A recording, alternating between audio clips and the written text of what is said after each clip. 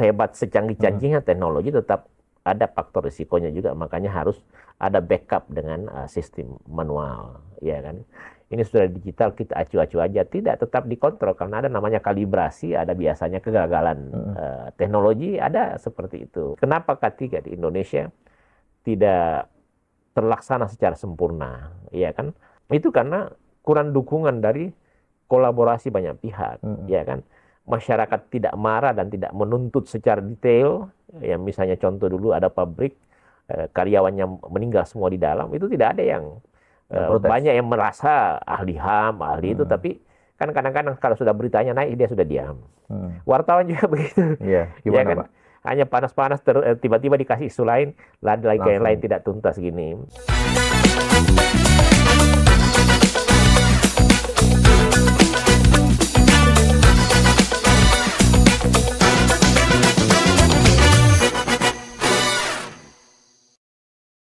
Bicara keselamatan dan kesehatan kerja seringkali terdengar seperti hanya aturan, prosedur, atau kewajiban administratif biasa saja. Padahal ternyata kalau kita melihat kenyataan di lapangan, di balik setiap ada helm, rompi, dan juga rambu peringatan, ada satu hal yang paling mahal, yaitu nyawa manusia yang jadi taruhannya.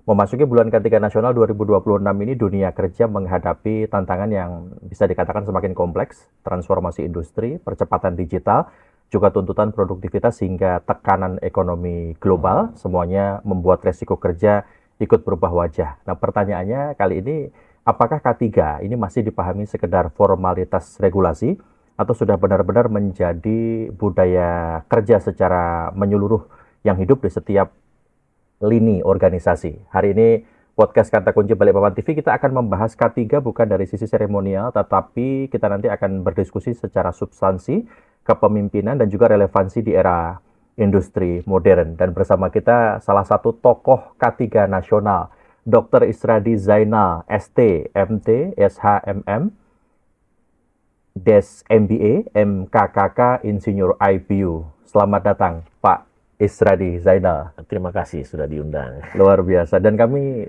pertama sebelum memulai juga ingin mengucapkan selamat sekali lagi untuk Pak Isradi kembali diberikan amanah untuk melanjutkan tongkat kepemimpinan di Universitas Balikpapan 2026-2030, Pak ya? Iya, siap. Berarti sejak kapan, Pak, kemarin mulai? Kemarin ya? Kemarin di SK-kan tanggal 2, kemudian dilantik tanggal 10. Ya. Pak Isradi, kalau kita bicara bulan K3 Nasional ini, kira-kira tantangan terbesar dari penerapan K3 yang Bapak lihat hari ini dibanding beberapa tahun lalu itu seperti apa, Pak? Iya, kalau bicara bagaimana peningkatannya, ya setiap tahun tentunya meningkat dan semakin baik.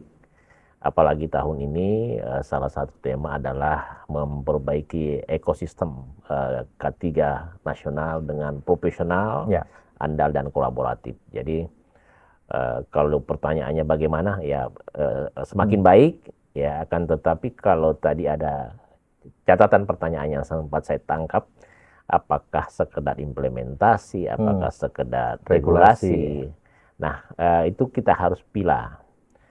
Dari pengalaman saya, kalau dulunya zaman Chevron dan Total, atau misalnya di PT Badak misalnya, di perusahaan yang mengandung risiko tinggi, itu rata-rata terimplementasi dengan baik, bahkan melampaui regulasi yang ada. Jadi misalnya kalau secara nasional ada Undang-Undang Nomor 1 Tahun 1970, ada aturan lain yang melengkapi, biasanya malah dia nambah dengan aturan internasional. Selain dari pengalaman saya, saat itu saya melihat budaya K3 di sektor itu bagus, kemudian tapi kalau kita bicara secara keseluruhan, tidak semua. Jadi masih banyak perusahaan-perusahaan yang tidak terlalu care, tapi itu berbasis risiko. Semakin tinggi risiko, semakin patuh mereka. Jadi misalnya dari migas, pertambangan, kalau misalnya yang masih umum, masih banyak yang mereka laksanakan karena regulasi. Tapi ada juga yang sudah sadar bahwa ini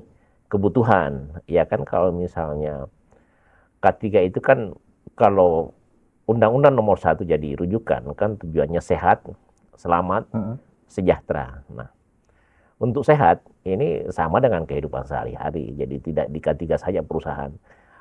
tidak semua orang punya budaya sehat, ya kan. Ya. Nah, itu juga yang terjadi karena budaya yang sehari-hari itu ya kadang-kadang kalau orang Indonesia dia bawa juga ke perusahaan, yang kemudian sebagian melaksanakan oleh karena memang regulasi. Misalnya gini, saya kasih contoh yang terkait sehat.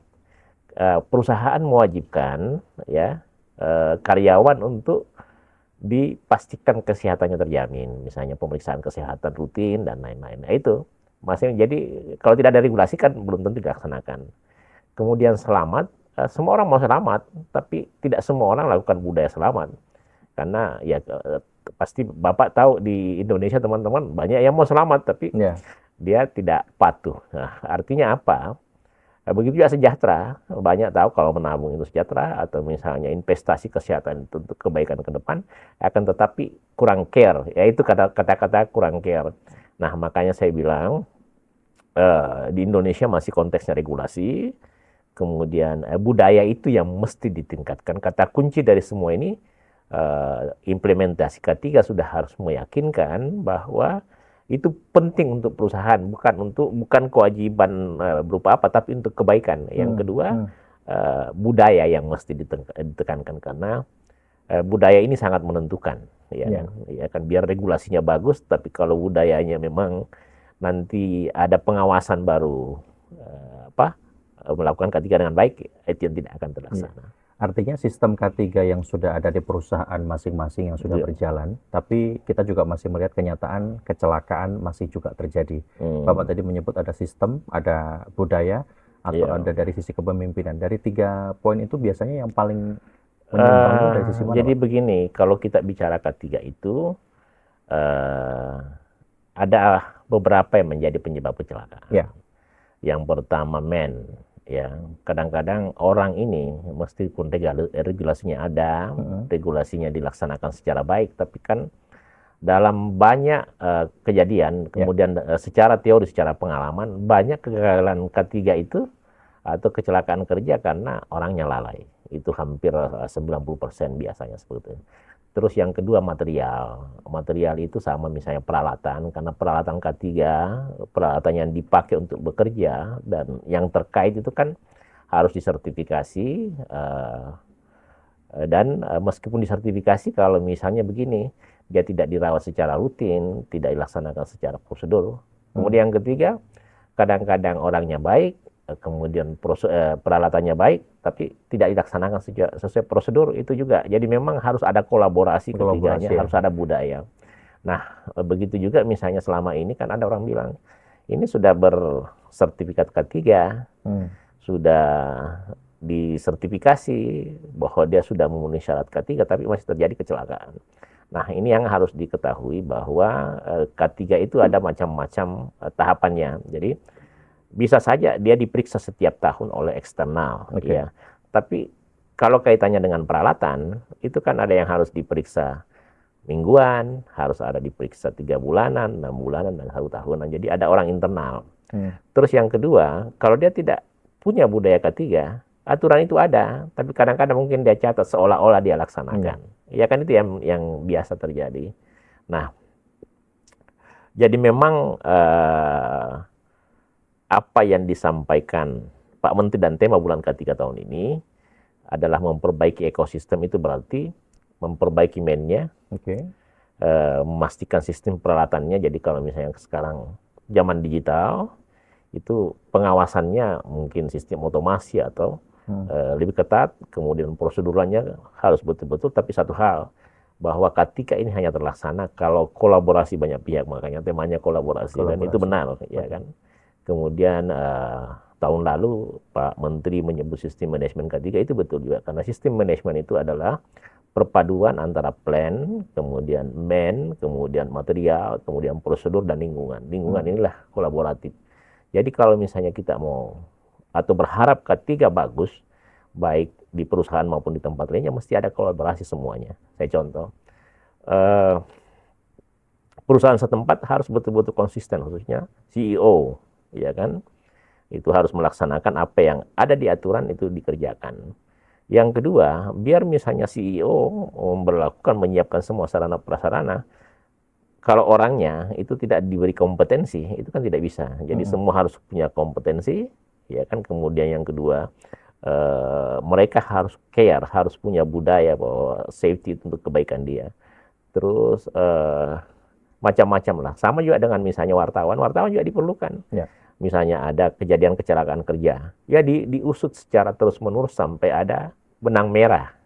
Kemudian begitu Apa juga. yang menjadi faktor? Ya, apa yang menjadi resiko faktor? tadi ya? Kemudian juga pihak lain, misalnya anggaplah negara, ya negara harus memburu, misalnya kayak di luar negeri kalau ada kecelakaan kan dikuliti habis.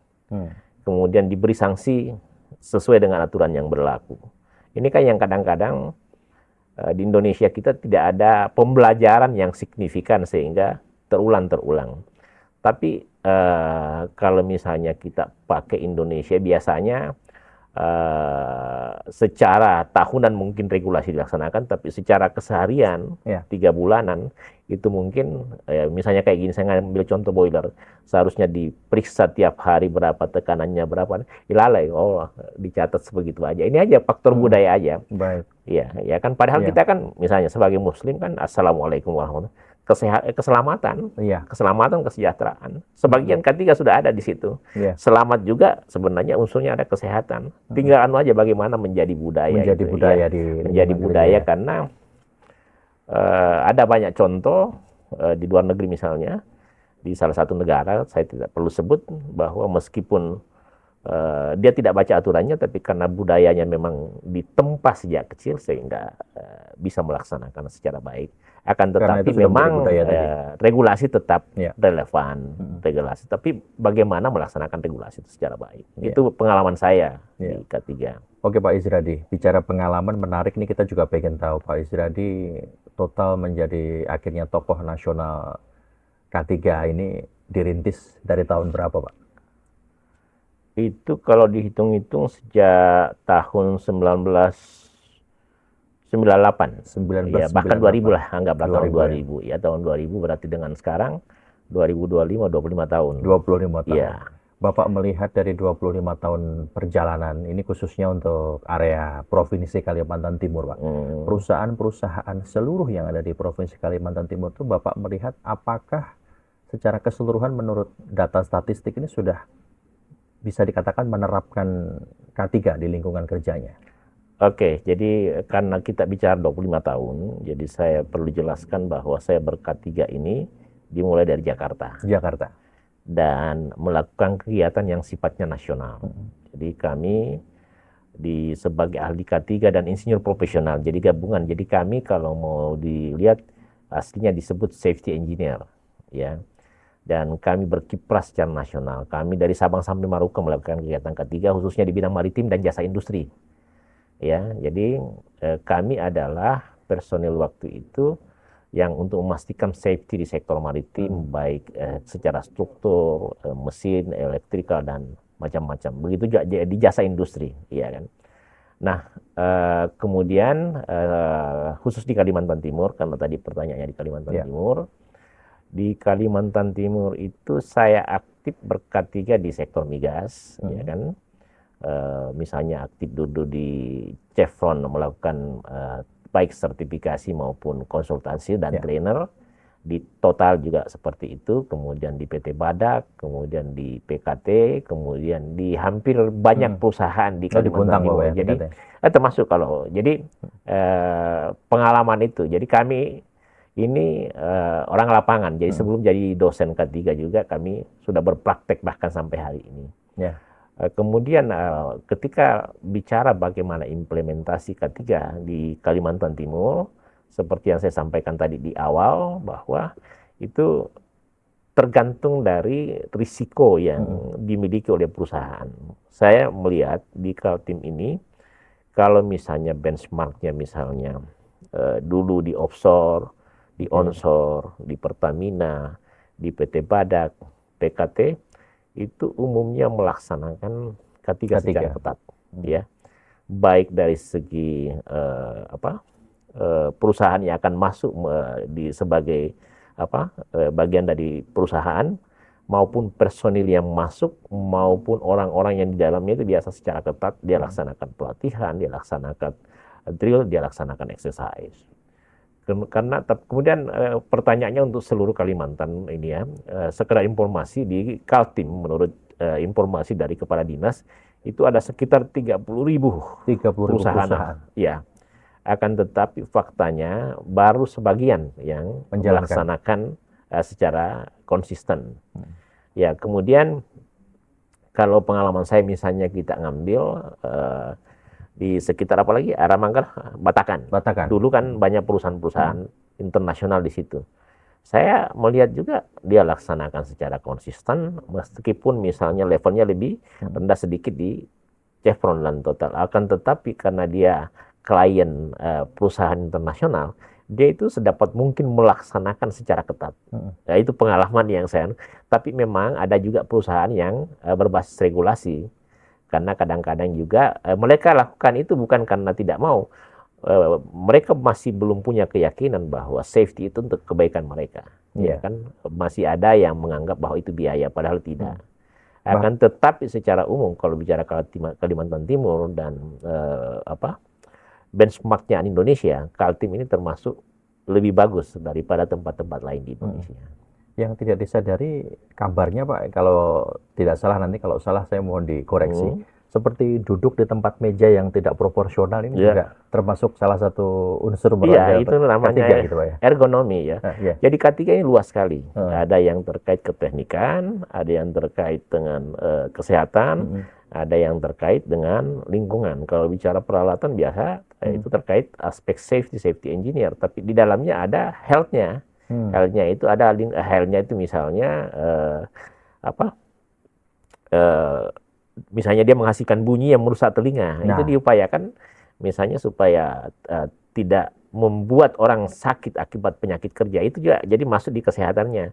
Atau misalnya dia lagi bekerja dengan peralatan yang bergetar, itu kan ada standar getaran seperti itu. Jadi bunyi-bunyian penglihatan juga begitu. Dia ngelas itu harus sudah ada persyaratan seperti. Jadi dia masuk ke semua sistem itu kesehatannya.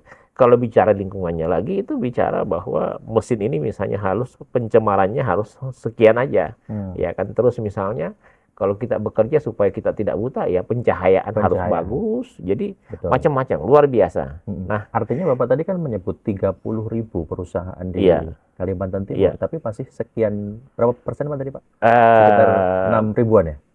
Ya, saya tidak bisa bukan secara pasti karena informasinya tidak tertulis. Jadi kita akademisi itu. Artinya sekitar segitu Pak ya? Ya. Akan tetapi itu kalau misalnya, saya juga surprise begitu banyaknya, tapi dari pengalaman saya melakukan inspeksi dan sertifikasi, jadi saya ini kebetulan secara akademisi saya mantan dekan, dan wakil dekan K3, teknik juga. Kemudian secara profesionalisme saya pernah melakukan sertifikasi semua yang Bapak sebutkan tadi, semua aspek K3 baik di migas, naker, maritim, pertambangan dan macam-macam. Nah, simpulannya yang saya bisa katakan bahwa kadang-kadang perusahaan itu tidak melaksanakan, hanya informasi yang tidak nyampe. Jadi kadang-kadang misalnya ada peraturan terkait X, terkait misalnya ergonomi, dan tidak sampai aja di telinganya. Makanya biasanya perusahaan itu disiapkan namanya salah satunya ahli K3 umum. Ahli K3 umum inilah yang akan menginformasikan ke perusahaan ya bahwa ini ada aturan ini, kita mesti laksanakan.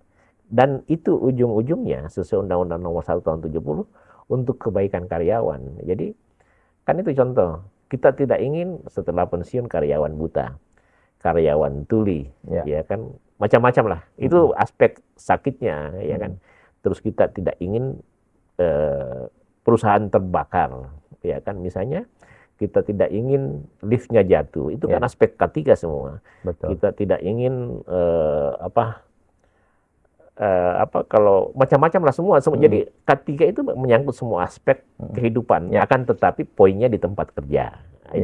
Kalau bicara otomatisasi, AI, kerja berbasis teknologi, kira-kira resiko kerja ini justru berkurang atau malah berubah bentuk, Pak? Jadi kita tidak bisa mempercayakan sepenuhnya ke AI atau teknologi, tetap harus ada backup secara manual, karena begini, dalam prakteknya kadang-kadang ada kesalahan digital, ada kesalahan juga. Jadi sehebat secanggih-canggihnya teknologi tetap ada faktor risikonya juga, makanya harus ada backup dengan sistem manual, ya kan.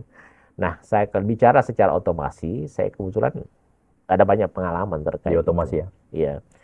Saya ngasih contoh otomasi yang pernah saya lakukan di kapal itu ada namanya sistem otomasi khususnya mesin. Jadi kalau dia ada tanda OT, misalnya kayak gini, oh gensetnya tiba-tiba mati. Ini kan kapal kalau mati gensetnya tiba-tiba. Di kapal itu ada sistem otomasi yang dalam sekian detik dia punya sistem Bisa menyala dengan genset. sendirinya. Saya ngasih contoh otomasi lagi di boiler, kettle ya, itu kan risikonya tinggi. Karena itu kan dia bekerja berbasis tekanan juga. Kalau dia tekanannya misalnya anggaplah 7, kemudian dia melampaui tekanannya, dia harus ada sistem ngejos sendiri. Ya. Nah, untuk yang kayak gitu, meskipun sistem digital, orang tidak bisa, oh ini sudah digital, kita acu-acu aja. Tidak, tetap dikontrol, karena ada namanya kalibrasi, ada biasanya kegagalan. Teknologi ada seperti itu. Nah, inilah yang sering terjadi kalau mempercayakan sepenuhnya. Dan di beberapa kejadian ada ledakan, misalnya saya ngambil contoh yang biasa terjadi itu baik bejana tekan maupun dengan kettle itu.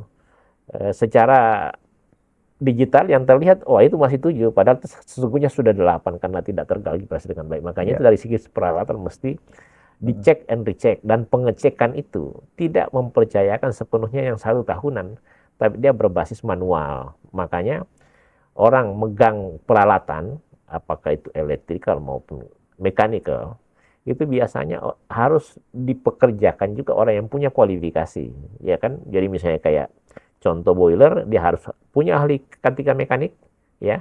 Dia harus punya operator boiler yang punya pengetahuan tentang peralatan itu. Inilah yang bertanggung jawab sehari-hari.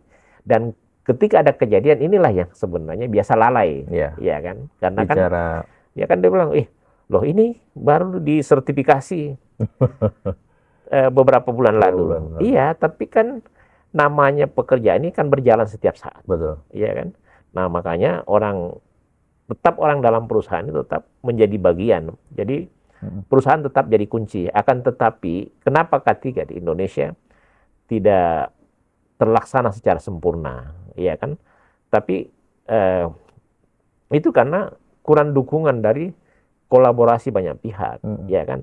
Masyarakat tidak marah dan tidak menuntut secara detail. Ya misalnya contoh dulu ada pabrik karyawannya meninggal semua di dalam, itu tidak ada yang banyak yang merasa ahli HAM, ahli itu, tapi kan kadang-kadang kalau sudah beritanya naik dia sudah diam. Wartawan juga begitu. Gimana, ya kan? Pak? Hanya panas-panas tiba-tiba dikasih isu lain, lagi yang lain tidak tuntas gini. Terus keamanan juga. Jadi investigatifnya kurang loh ya. Investigatif dan apa istilahnya efek jerah. Efek jerah yang tidak ada. Akan tetapi kalau kita mau berbasis efek jerah saja akan masuk penjara semua orang. Yang utama, saya pernah sampaikan di DPR RI bahwa di Indonesia ini kalau mau laksanakan K3 secara bagus, salah satunya adalah budaya K3. Dan budaya K3 itu diawali dengan pengetahuan akan potensi bahaya, manfaat, dan lain sebagainya. Dan itu bisa dimulai jadi dari TK, SD, SMP, SMA. Jadi sesuai dengan tahapannya masing-masing. Kalau di Jepang itu kalau ada misalnya gempa, itu anak SD sudah mulai antri, sudah jadi dia memang dibudayakan. Kalau kita misalnya nggak usah bilang TK, SD, SMP, mulai dari SMA aja. Itu sudah luar biasa. Kemudian semua perguruan tinggi dianukan bahwa dia harus membudayakan itu, ya kan? Apalagi kita sudah bisa katakan budaya Islam itu mengajarkan kesehatan, kesehatan diawali dengan bersih, kebersihan adalah sebagian dari iman, selamat, sejahtera. Bukan saja budaya Islam, tapi budaya Nusantara. Ya kan, dulu misalnya salah satu contoh di Sulawesi Selatan itu ada tradisi sebelum naik rumah ada tempat cuci kaki, ya kan? Ini tinggal mengeksplor. Saya rasa Kutai dan macam-macam itu punya budaya bagaimana masyarakat tetap sehat, selamat, dan sejahtera. Inilah yang harus dikolaborasikan. Jadi jangan memandang K3 sebagai makhluk asing. Tapi pandang K3 itu bahwa ini budaya kita, ya kan? Ya kan? Lalu berikutnya menurut Bapak, kenapa K3 ini masih dipersepsikan sebagai beban biaya? bukan investasi? Sebenarnya kalau misalnya ini harus kita pilah-pilah. Ya. Tidak semua perusahaan menyatakan itu beban biaya. Hmm. Misalnya, karena saya pengalaman dia nih ya, jadi Ya. pengalaman di sektor migas dan macam-macam. Di sektor migas itu dia enggak. Prioritas ya, itu menjadi. Iya, dia bahkan seseorang itu, salah satu perusahaan memberi wewenang kepada salah satu karyawan untuk menghentikan suatu pekerjaan itu manakala ada resiko tinggi. Karena kenapa? Bagaimana bisa dia jadikan beban kalau misalnya dia lalai dengan peralatan? Kalau misalnya dia kayak sektor migas atau sektor yang berpotensi risikonya tinggi. Kalau terjadi kebakaran, biaya maintain dan lain-lain. Bukan maintenance lagi, karena dia bukan bicara 1 miliar, 2 miliar, ratusan miliar kan. Memang kita pahami juga kan ada perusahaan kan yang kecil. Betul. Ini kan memang harus dikategorikan. Dan bicara ketiga kita tidak bisa generalisasi. Jadi kita makanya di Indonesia itu ada K3 secara nasional, Undang-Undang Nomor 1 yang dibawa koordinasi Kementerian Akar. Tapi ada juga aturan-aturan terkait K3 yang disebut keselamatan kerja di sektor migas, ada undang-undangnya. Jadi ada yang ketat, yang misalnya melihat secara detailnya. Begitu juga di pertambangan, ada sistem manajemen K3 secara peraturan pemerintah, ya, nomor 12 2012. Kemudian ada juga sistem manajemen keselamatan pertambangan. Jadi itu semakin berkembang. Di sektor maritim lagi ada, bahkan secara internasional safety management code. Jadi memang banyak yang perlu memberi istilahnya, kalau misalnya sekarang zaman digital, sekarang kan ini kita luar biasa semua orang. Kalau ada berita itu sudah semua cepat sekali untuk berita-berita yang tidak belum bermanfaat, tentu terverifikasi juga. Kalau saya tidak bermanfaat untuk dibahas, tidak ada gunanya. Betul. Ya kan kadang-kadang ya lewat aja Pak ya. Iya, kalau saya sih kan kenapa tidak tidak membantu membuat berita terkait kejadian-kejadian, misalnya contoh kemarin kapal. Itu kan tidak ditelusuri secara dalam, yang membuat orang celaka itu yang 3 orang kapal miring. Itu kan yang seharusnya viral. Itu kan kita berkutat selama tahunan ini, saya lihat ijazah untuk apa manfaatnya, itu nggak usah. Ya sudah terlanjur, sudah lewat. Iya kan? Nah ini kita jadi butuh dukungan semua pihak untuk mengimplementasikan secara baik. Akan tetapi kalau tidak dimulai dari budaya sehari-hari itu berat. Tapi dari pengalaman ya, ternyata kita bisa kalau dipaksakan. Anak-anak muda kita dulu di perusahaan-perusahaan migas itu berbudaya K3 luar biasa. Berbudaya K3 luar biasa. Catatan saya, ya kan? Sepanjang 25 tahun tadi. Jadi catatan, di maritim juga begitu, terlaksana secara baik. Tergantung resikonya juga, kalau dia kapal tanker, kapal go internasional, kapal gas, itu kan dibanding misalnya tongkang, ya kan? Memang budaya-budaya itu. Jadi kita tidak bisa menyerah. Jadi kesimpulannya bahwa kalau konteksnya Indonesia, tidak benar bahwa tidak semua melaksanakan secara baik. Kalau risikonya tinggi, catatan saya dilaksanakan secara baik. Meski demikian, kadang-kadang karena bukan menjadi budaya sehari-hari, masih ada juga. Kadang-kadang dia tahu bahwa ini kalau tidak pakai sandal beresiko, tidak pakai telinga, kadang-kadang merasa gagak-gagak aja. Betul. Nggak ada masalah kok, gitu ya itu. Ya kayak gitu. Tapi itu yang kita memang harus melatih terus-menerus, ya kan. Jadi kalau mau K3, ya regulasi itu tapi dibutuhkan, ya kan. Pengawasan, komitmen pimpinan perusahaan juga harus dibuktikan. Ikut terlibat kan? Oh harus wajib. Iya, wajib itu. Terus kompeten. Terus ada pengawasan sistem yang membuat dia tidak lalai. Karena ini kita bagaimanapun secara bertahap mesti dia secara. Sementara itu di momen ini juga penting Pak, ahli K3 khususnya di wilayah Kalimantan Timur ini bisa cukup membantu perusahaan-perusahaan yang ada atau masih cukup minim Pak SDM ahli K3? Jadi kalau bicara ahli K3 itu banyak, ya kan. Jadi masih ada kalau K3 itu, kalau saya mau uraikan, ada K3 khusus, ada K3 umum. K3 khusus itu begini, misalnya potensi bahaya itu listrik. Ada namanya ahli K3 listrik. Itu harus dimiliki oleh perusahaan. Ada juga kelasnya operator, tidak harus K3, ya kan? Ada juga teknisi. Jadi itu levelnya ada macam-macam. Terus kalau misalnya terkait mekanik, misalnya pesawat angkat-angkut, itu potensi bahaya juga, bisa membahayakan orang, bisa membahayakan bangunan dan lain-lain. Itu juga namanya ahli K3 pesawat angkat-angkut. Ada juga yang namanya misalnya boiler, itu ada ahli K3 pesawat uap dan pejantan tekan.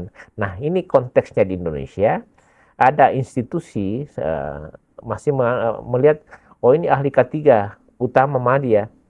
Dia memberi label bahwa dia ahli K3, padahal K3 itu banyak sekali. Nah, mestinya kalau dia ahli K3 mesti spesifik, kalau umum ya umum, ya kan? Ada kan, oh saya udah ahli K3 utama. Kalau ditanya terkait bagaimana potensi bahaya dari penyalur protein, dia tidak ngerti. Nah, inilah yang secara detail, dan sudah ada undang-undang yang diatur. Jadi kemarin kami berdiskusi dengan Kementerian Nakar. Salah satu catatannya mereka buat di draft baru, karena dalam perbaikan semua. Regulasi lagi diperbaiki. Dia tulis bahwa syarat ahli K3 adalah D3. Nah, itu kalau saya kasih pendapat. Disesuaikan spesifikasi masing-masing. Nah, ahli K3 kita definisikan dulu. Kalau dia levelnya engineer, berarti harus S1 dong. Iya kan? Ya. Kalau misalnya ya ahli K3 yang dimaksud adalah operator, yang sederhana-sederhana ya boleh. Tapi kalau misalnya yang levelnya ya engineer, karena ada undang-undang lain. Contoh misalnya kelistrikan, mechanical, pesawat uap pejantan tekan, itu minimal insinyur. Bahkan tidak cukup dengan sarjana teknik aja. Dulu kami waktu mau menjadi insinyur profesional di lapangan, kami itu harus magang 2 tahun. Padahal kami sudah sarjana teknik. Magangnya itu 1 tahun di kantor. Di luar negeri? Masih di BUMN. Saya dulu di BUMN. 1 tahun di kantor, 1 tahun di lapangan. Dan itu setelah itu harus ujian. Iya. Jadi memang ada prosedur yang gitu. Nah, catatan saya, kalau dulunya ya, masih banyak ahli K3, kalau saya kategorikan abal-abal. Background-nya misalnya agama atau sosial, tapi dia periksa ahli K3 spesialis. Tapi itu sudah diperbaiki. Dulu waktu masih 2016 itu kami ketua umum Asosiasi Perusahaan Jasa K3 Nasional, dan ketua Komisi Dewan K3 Nasional, itu dicoba diperbaiki. Jadi itu mulai hilang secara bertahap. Yang kami perjuangkan, kami sudah sampaikan juga ke Pak Menteri, semua yang ahli K3 spesialis, khususnya yang terkait keteknikan, itu mesti insinyur profesional. Mesti sesuai dengan Undang-Undang Nomor 11 Tahun 2014. Jadi sekedar catatan, ini saya mencatat ya. Banyak di Indonesia sekarang mendadak jadi ahli K3. Dia tidak pernah ke lapangan, sudah jadi pakar K3. Dia mau bicara hanya teoritis yang dia dapat. Iya, karena begini, K3 itu kan luas. Jadi bisa saja ibarat orang buta memandang gajah.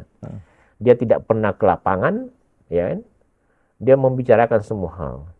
Dia tidak tahu aturan di maritim, dia bicara maritim. Ya itu aja. Jadi saya sempat WA Pak Menteri kemarin. Oh, ini saya sebagai akademisi yang praktisi mau memberi masukan, karena saya jujur aja, saya takut orang memberi masukan terkait K3 tapi dia tidak pernah berjalan di K3. Alhamdulillah, kalau saya secara pribadi, saya pernah berpraktek di Migas, Marine, Naker, bahkan di jasa konstruksi hingga hari ini, termasuk di aspek safety di IKM kami.